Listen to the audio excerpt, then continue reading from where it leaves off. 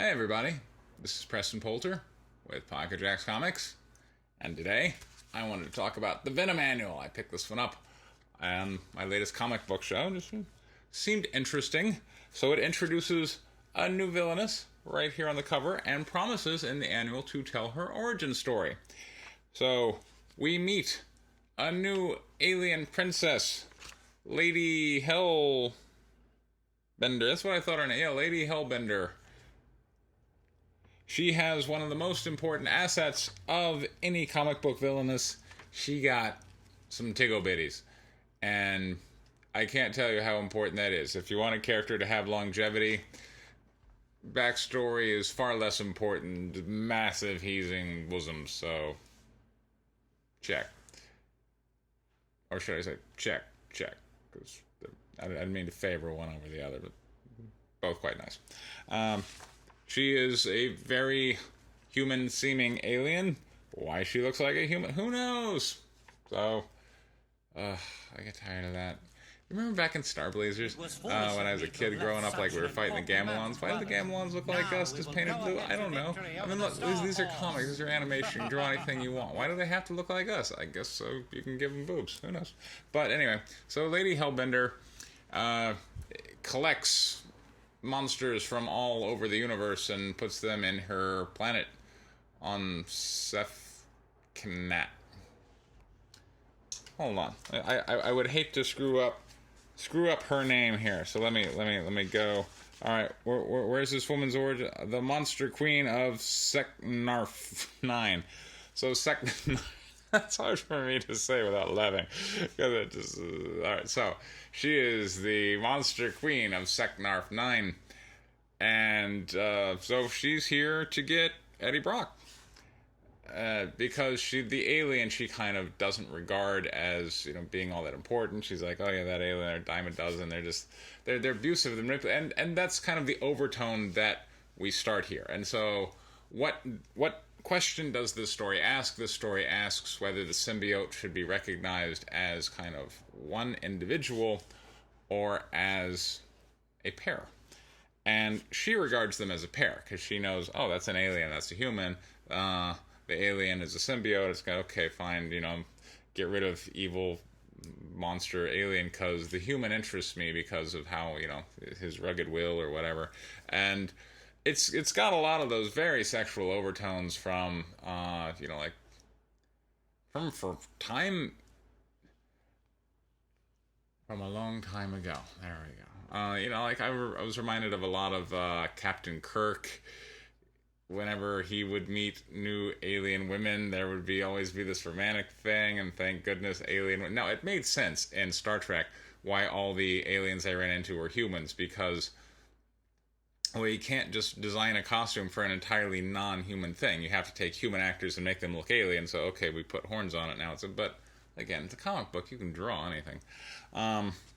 But so she has it really this story has a romantic overtone of this woman wants to horn in on Eddie Brock and elbow Venom out of the way. That's absolutely how it reads, and she's got this kind of female domination thing, which I'm not gonna lie, I thought that was pretty hot, and she dispatches the symbiote and is like, okay, Eddie, now I'm gonna take you to my place, and she's got this, he was bad for you. You were just being manipulated. Come to me. I'm going to take you to my homeland. I'm going to teach you how to be free.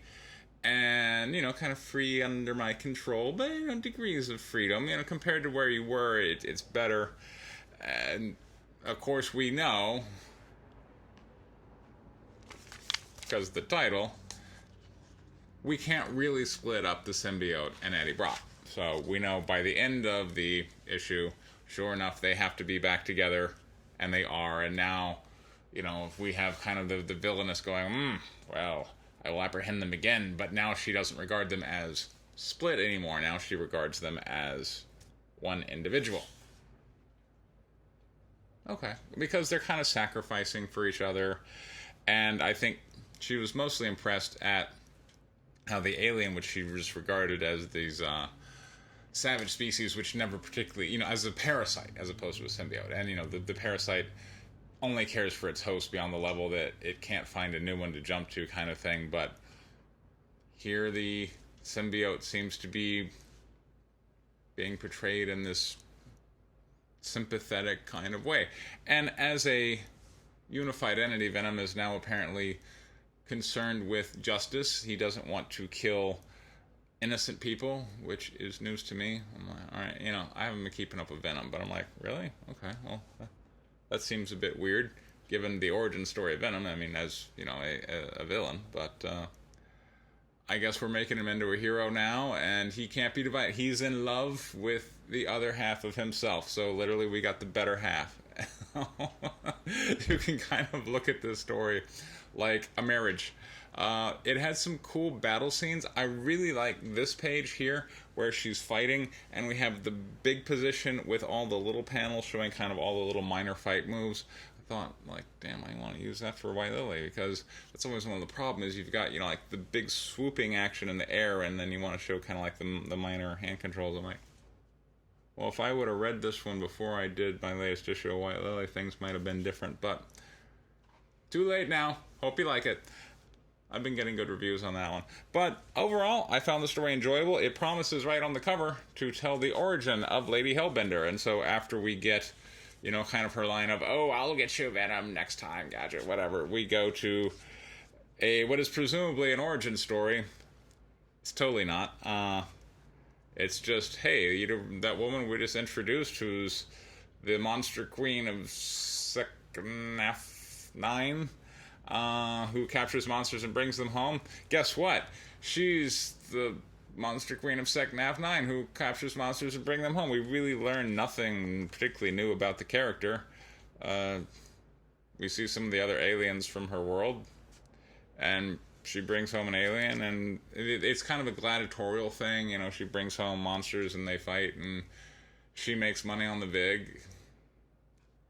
I didn't like it. Like, you could just take this out of the book and not lose anything. And the art, I also thought, was kind of a second thought, or an afterthought, I should say. So, all in all, the Venom Annual, it's not required reading. It's okay. It's okay. If you really don't buy it, it's not very good. I think that's my final verdict. Yeah, don't buy it. All right. So this has been Preston Poulter for Pocket Jacks Comics. Thank you very much for your time.